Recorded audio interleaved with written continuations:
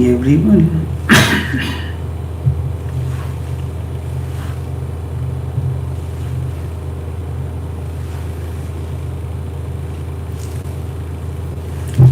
We are coming to you live via Facebook streaming, via YouTube streaming, and via Skype. Each one of you is welcome to this live streaming. Sutras of Vigyan Bhairav Tantra.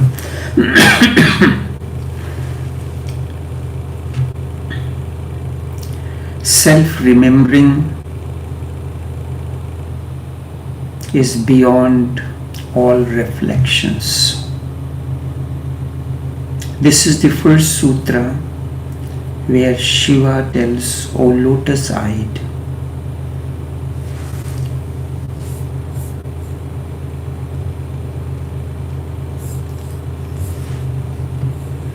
and explains to her, O lotus eye, sweet of touch, when singing, seeing, tasting, be aware that you are. Be aware that you are is self-remembering, and see is reflection. So once we focus on this, it will be easier for you to understand that. Let me explain certain things. How do you see? If I ask each one of you, do you see me? Your answer will be straight, yes, I see you. Where do you see me? If I ask, you will point towards the screen there. It is absolutely wrong. You are not seeing me there. How does the process of seeing happens? There are sensory eyes. It is like camera. The retina, its aperture opens. Light comes out of that, falls on an object. The object obstructs the light, does not allow to flow, pass through it. It gets obstructed. Image is formed in your retina, and you see the reflection of me. So what you are seeing, the reflection, and where are you seeing it? Within you, not outside. But are you aware that you are seeing me within you? No. This is self-remembering. And what is reflection? How does the sensory eyes function like a camera? Retina opens, light comes out of that, falls on the object, and the object obstructs the light and does not allow to pass through it. Only then an image is formed. That is what the concept of shadow is. The sunlight is falling, your body obstructs the light, a shadow is formed, and you call it shadow. If you look at your hand, you can see it because the light that falls, reflects on it, obstructs the light. But you cannot see air because the air does not stop the light. Light passes through the air. So you cannot see the air. Very simple. You see certain things and you do not see certain things. Why does it happen? Because reflection is formed only of that object that obstructs the light. Suppose if there is smoke in the air, you will see it, because smoke obstructs the light. You can see only that which stops the light. You cannot see anything that allows the light to pass through it. This is the nature of two sensory eyes. But if you want to see something beyond, so what does sensory eyes do? They grasp only that which is physical. You are seeing my physical presence. You are seeing the physical hand. But there is subtlety about it. There is subtlety about me which you cannot see.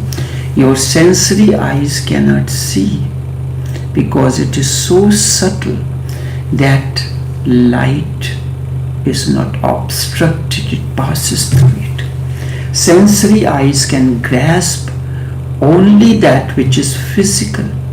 When you want to see something that is not physical in nature, the only way is to look inwards.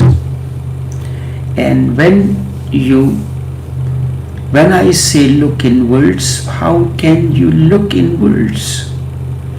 Your sensory eyes are capable of seeing only the physical. So those who say that they are seeing the light within, they are seeing the lighted objects.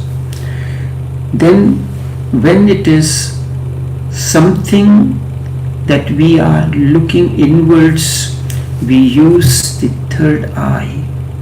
We are symbolically talking about something, seeing something that two sensory eyes cannot see. It is beyond the sensory eyes. Sensory eyes are outward oriented. These are object oriented, and the reflection comes into existence only when light that is emerging out of the aperture of retina is obstructed. Image is formed. The third eye is capable of seeing your interiority, the nature of yourself, your existence. When it is said masters or mystics have developed the third eye, or the third eye of Shiva, ironically, out of ignorance, it is like a primary school student or a person of sociology is reading a book of anatomy written in English language. Can he claim that on the basis of his understanding of English language, can he understand the book of anatomy? No. Language is the way of communication. Anatomy has its own language. Physiology has its own language. Chemistry has its own language. The physics has its own language. English is the means of communicating that, and there are terms which belong to physics, astrophysics, anatomy, physiology, and all those disciplines. Unless you understand that discipline, you're saying that you understand English language, the meaning will bark at you. So the nature, the third eye is capable of seeing your interiority. When for the first time you are capable of seeing your own interiority, yourself, the nature of yourself and your existence, then you will be able to see it in others as well. If you are lost in your own things, then you cannot see. And when it is said, according to Hindus, that the Shiva was in a state of intense meditation, the god of love or lust shot an arrow and when he shot an arrow, Shiva got a little bit disturbed. What has happened? He opened his third eye and destroyed the god of love or lust. This is through the sensory eyes or sensory understanding. This will bark at you. It means you see your own lust surfacing, your own desires are surfacing. When you look at a beautiful person, a boy or a girl, there is an attraction. It is your own lust that is appearing onto the surface. So Shiva opens his third eye, the eye which is beyond the sensory perception, and destroys it. So in that way, symbolically he destroys his own lust or desire.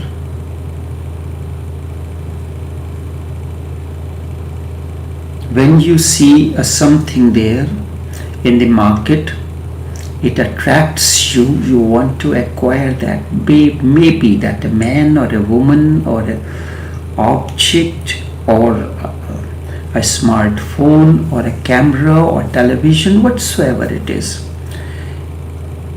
Sensory eyes are deeply connected with karma, your actions, and the residual memory of your past actions.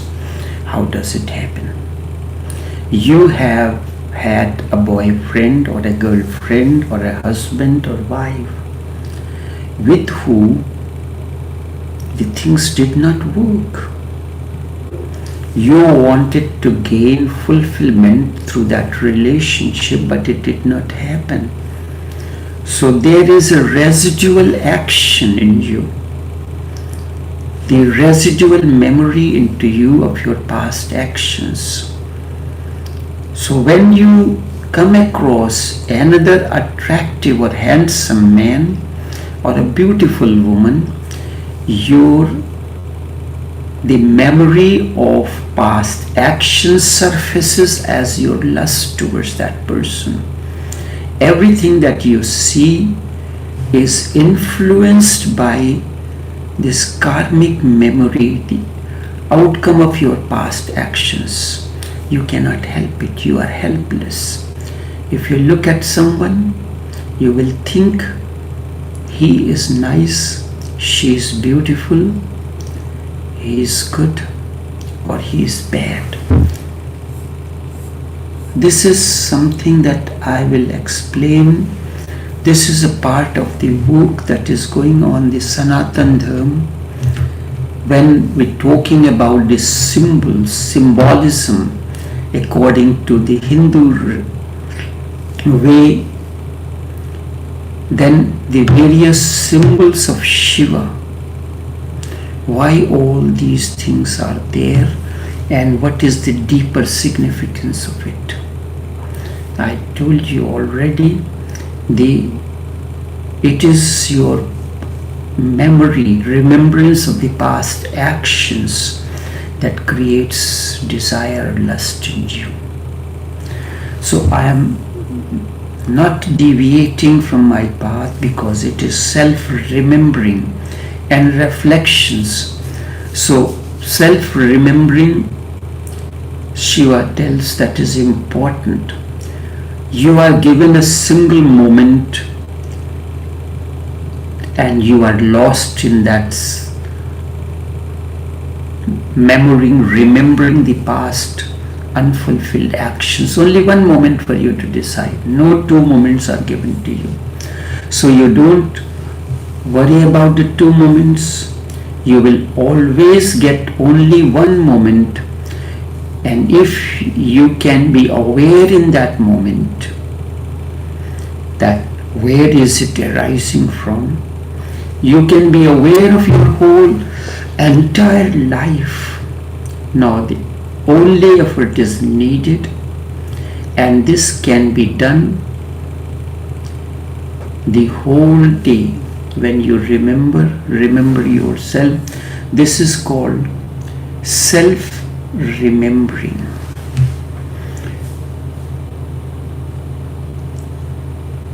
You are given, Shiva tells Devi, O lotus-eyed, sweet of touch, when singing, seeing, tasting, be aware you are. Be aware you are is self-remembering, and discover the everlasting. When the sutra says, be aware you are, what will you do? You will remember, immediately you will say, my name is this or that, and or something else. Will you remember that you belong to such and such family, to such and such religion and tradition, to such and such country, caste and creed? You will remember that you are a communist or a Hindu or a Christian.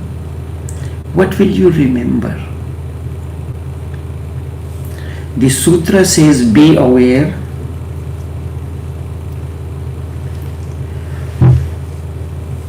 It simply says, you are. And in that, no name is needed, no country is needed. Let there be simple existence, you are. So don't say to yourself who you are. Do not answer that I am this or that. Let there be a simple existence that you are. You are available to that moment. But it is difficult because we never remember simple existence that I am.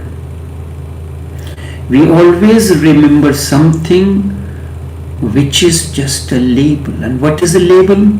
I am an American, I am a woman, I am a man, I am educated, I am a physician. Even when you ask someone, what is your name? One of the very prominent author and a worker who worked with Deepak Chopra, one of his video when he was introducing his books, he says, my name is Dr. So-and-so. My name is Dr. So-and-so. These are the labels, not existence itself. Whenever you think about yourself, you think about your name, religion, country, many things, but never simple existence that you are. You can practice this relaxing in a chair or just lying under a tree.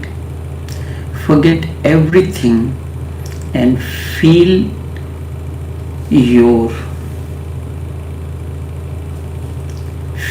this you are-ness. Because I am talking to you, I will say I am feeling the M-ness. You are feeling you are-ness. You are-ness. No Christianity, no Christian, no Hindu, no Buddhist, no Indian, no American, no German. Simply you are. Have the feeling of it. And then it will be easy for you to remember what the sutra says. Be aware you are. I am not here to give you any philosophy or the words. I am simply giving you, explaining the tools that Shiva gave. Shiva could have given very simply a philosophical answer. the answer in words, because words appeal to you, not the tools. Words passes through from one hole and pass out through the other. But the tools you have to practice.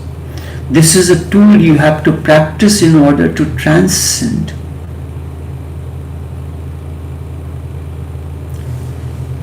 The tools are very important to these sutras of Vigyan Bhairav Tantra, the 112 sutras. They are 112 tools to transform your life.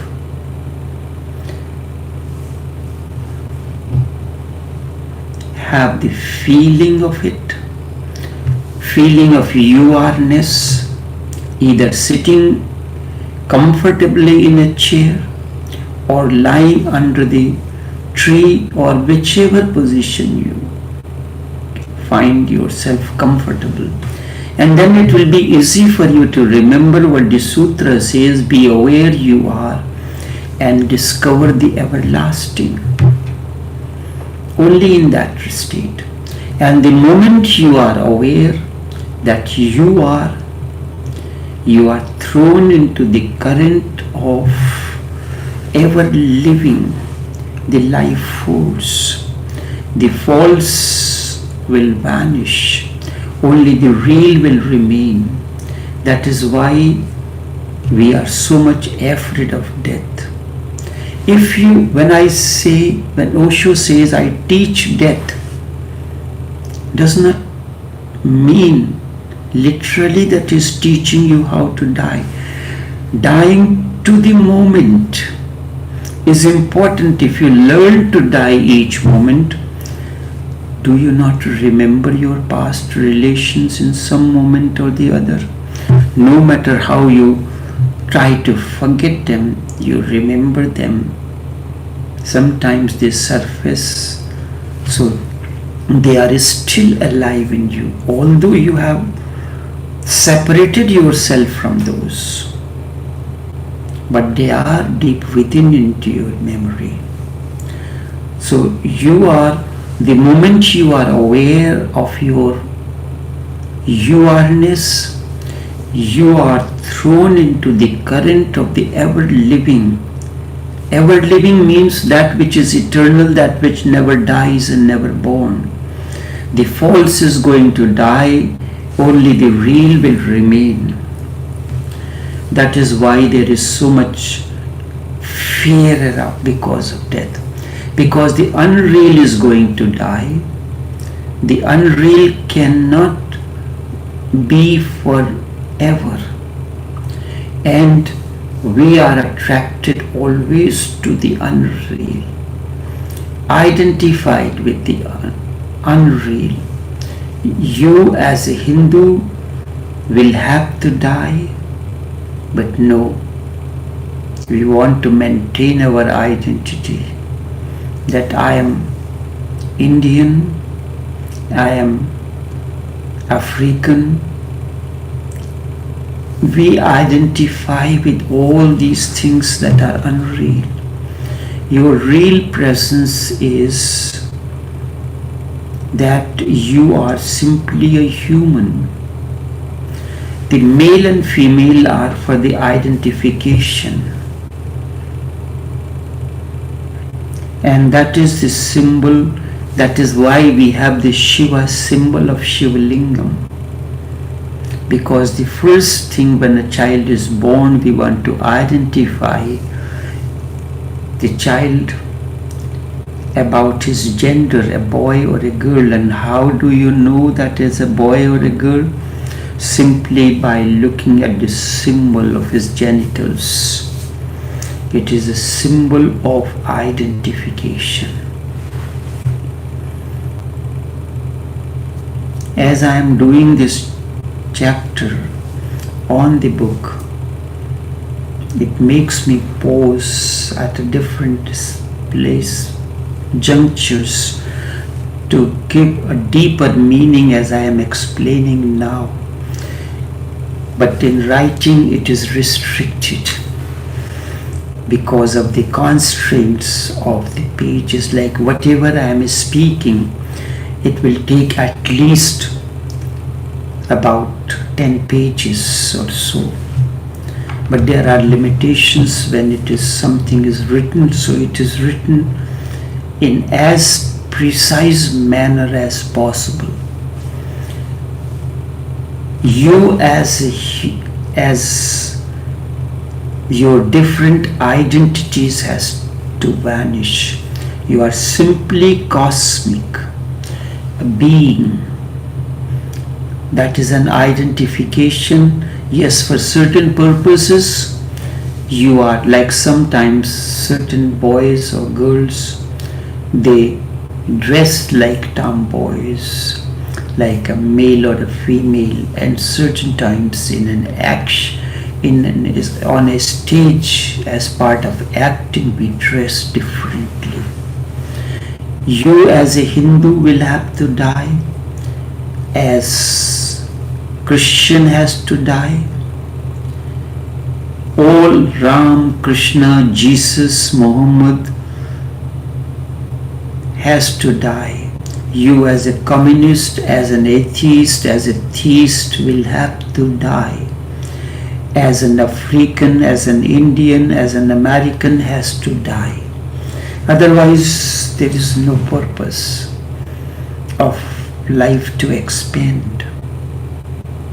Yes, when I am traveling and I have to present my identification, then passport is given.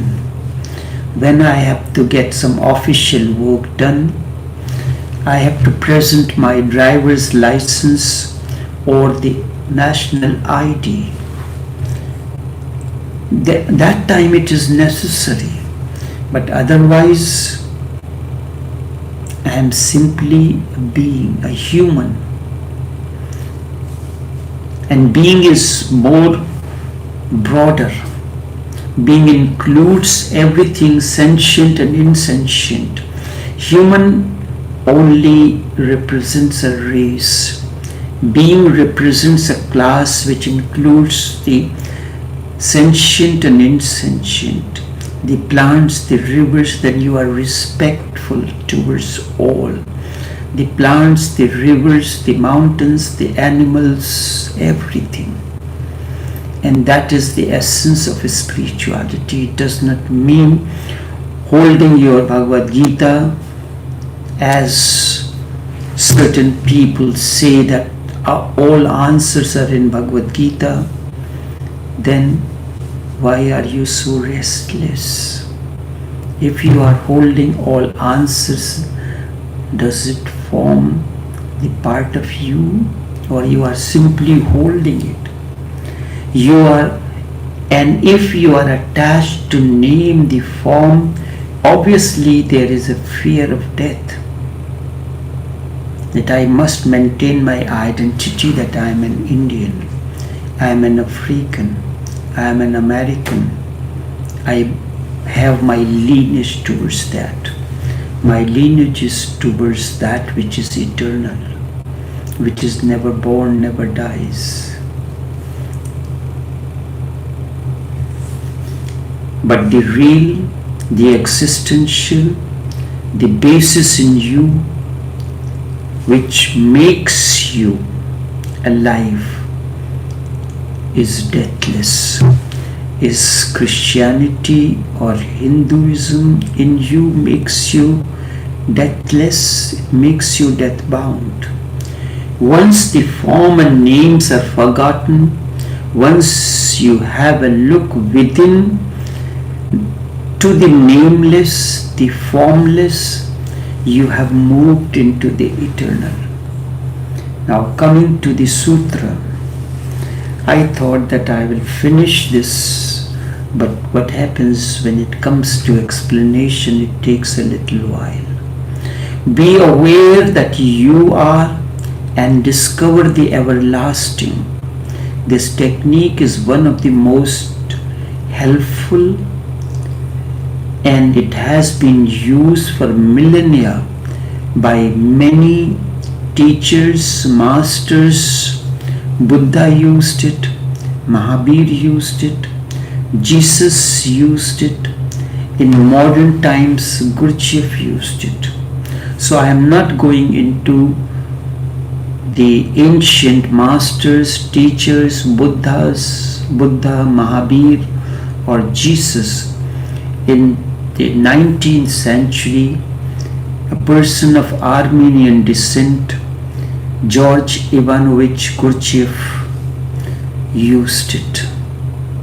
And one book that Ouspensky, who was his disciple, wrote, and he dedicated the book to Gurdjieff, and he gives a very important dedication: destroyer of my sleeps. Destroyer of, dedicated to Gurdjieff, the destroyer of my sleep.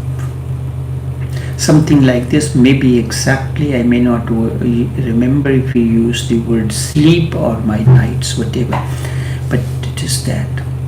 So Gurdjieff used it. Among all the technicians, this is one of the most potential. Try it. It will take time. Months will pass and you may not be into it. When Ouspensky was learning with Gurdjieff, for 3 months he had to make constant effort, arduous effort, in order to have a glimpse of what self-remembering is. So continuously for 3 months, Ouspensky lived a secluded life, secluded house, only doing one thing, self-remembering. 30 persons started this experiment, and by the end of first week, 27 escaped, only 3 remained. The whole day they were trying to remember, not doing anything else, just remembering that I am. 27 left. They were going crazy. They felt that now madness was just near, so they escaped. They never turned back. They never met Gurdjieff again. Why? As we are, really we are mad. Not remembering why we are mad? Because we are not remembering who we are. We are identified with the false. What we are, so we are mad. But this madness is considered as sanity, that I am doctor, I am African, I am Indian, I am American, I am a man, I am a woman. Once you try to go back, once you try to contact the real, remember the real, it will look like craziness. Compared to what we are, it is just the opposite, the reverse, the opposite. If you feel that this is sanity, that will look like madness. If you consider your identities as sanity, then self-remembering will appear to be madness or craziness. But only 3 persisted. One of them was Ouspensky. For 3 months they persisted. Only after the first month did they start having the glimpse of simply being of I am.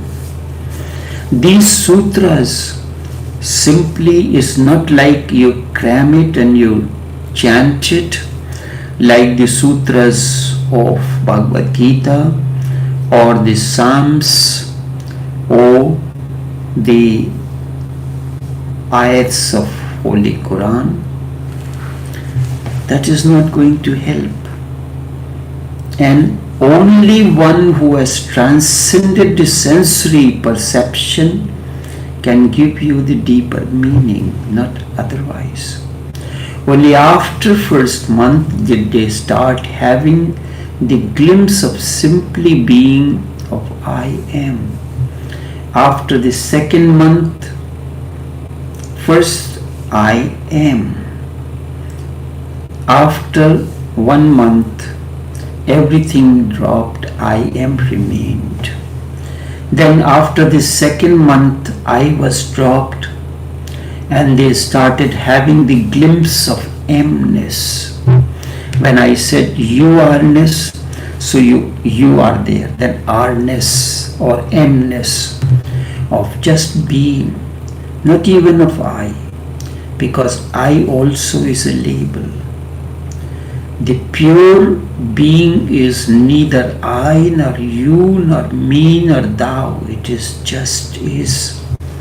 By the third month, even the feeling of amness disappeared, dissolved, because the feeling of amness is still a word.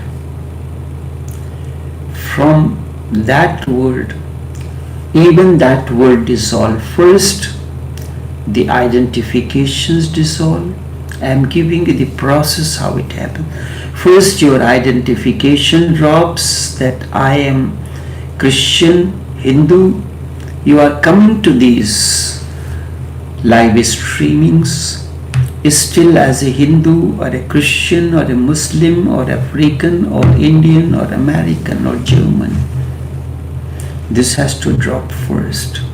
Then I am. Then I has to drop. Then amness has to drop. Amness has to dissolve because the feeling of amness is still a word. Even that word dissolves. All word dissolves. Then you are. Then only then you know who you are. Before that point comes, you cannot ask, who am I? Or you can go on asking continuously, who am I? Who am I? The scriptures that focus on that question. The mind will be found false, irrelevant. If you go on asking, the layers upon layers will start dissolving. You go on asking, who am I? Who am I? Who am I? Not chanting like a mantra. Who am I? Some answer comes in. You introspect if you are really this, or this is an identification. Then the question itself falls and disappears. The question dissolves. And when even the question, who am I, disappears, you know who you are. Guruji have tried from one corner just to remember you are. Raman Maharishi tried from another corner. He made it a meditation to ask, to inquire, who am I? Different masters have used different techniques of reaching to this state of self-remembering. Guruji have used from one corner, just try to remember who you are. Raman used the technique of asking yourself constantly, who am I? Not who I am.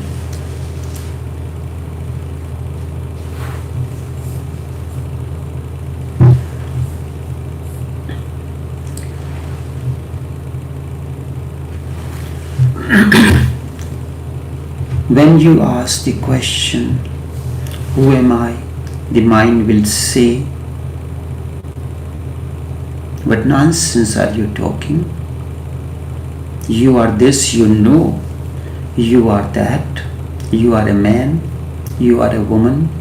You are educated. You are uneducated. You are rich. You are poor. What nonsense is this you are talking about? Who am I? You don't know this? The mind will supply answers, but go on asking. Don't accept any answer, because all the answers given by the mind are false. Don't disturb the moment mind says that I am, that you are a woman. What stupid questions you are asking? You should never ask such questions. Are you gone crazy?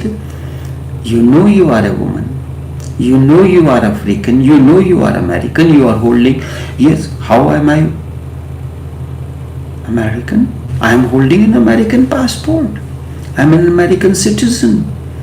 My identity is African my identity is German. My identity is Englishman, because I am born there.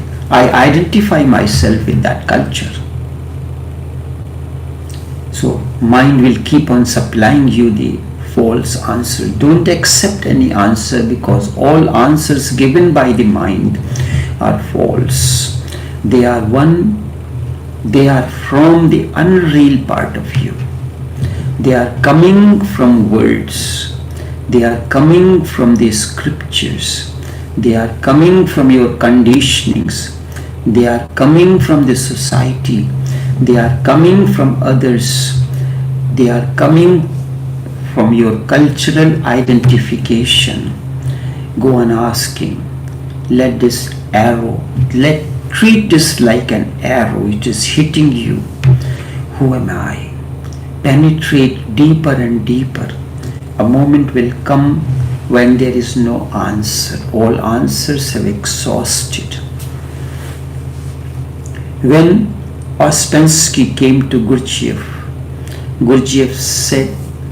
gave him a piece of paper and pen and said, go to the adjoining room, sit down there and write on one side of the paper all that you know, and on the other side of the paper write what you don't know. Can you do this? He went into the room. It was a cold winter night. More than an hour after he came out with the empty piece of paper, sweating, and he said, I don't know anything. Start from the beginning, from the alphabet. When no answer comes, that is the right answer. Now you are nearing the answer. When no answer comes, you are near the answer, because mind is becoming silent. Or you are going away from the mind, beyond the mind. When there will be no answer, there will be a vacuum will be created all around you, emptiness within, and all around a vacuum is created you. Your questioning will look absurd. Questioning will become absurd. Whom are you questioning? There is no one to answer you. Suddenly, even your questioning will become irrelevant and stop. No more question will come. With the questioning, the last part of your mind has dissolved, because question was also of the mind. Those answers were also of the mind. So when somebody said, my physician said, I said, why did you put the price so high? He said, I asked existence what price I should put, and the existence gave me. So I said, who asked the question? And who answered the question? It is the mind who asked the question, what price should I put for this medicine? and the answer you are giving, saying that, fooling yourself, saying and telling me, but you cannot. It is you who is answering the question, asking the question and answering. So I said you have your system of medicine. Who programmed your computer to act in a particular way, in the way of accounts or whichever way? You program the computer. So the computer is reflecting your mind, whatever you have infused into it. It will process all the information in response to that, in relation to that. This is what the mind is. So when the questioning mind disappears, with that the answering mind also disappears. Both dissolve, and then what remains? You are. Try this. There is every possibility, if you persist, that this technique will give you the glimpse of the real. And what is the real? The everlasting. O lotus-eyed, O sweet of taste, when seeing, tasting, be aware, you are, and you will enter the everlasting. This is the sutra. Very simple, the equation of transformation, the tool for transformation. But how to decode this? Not with sensory perception you can. With a perception which is beyond sensory, you can explain this.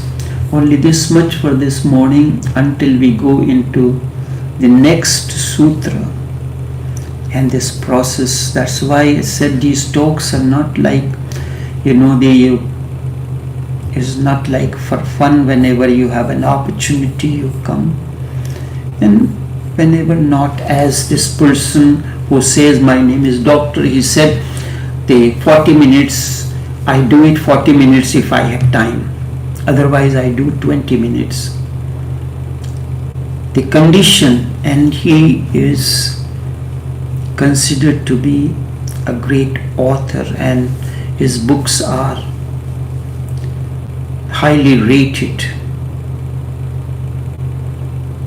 To me, he is just a fool, an idiot, who knows nothing, and he expresses, he teaches his idiocy.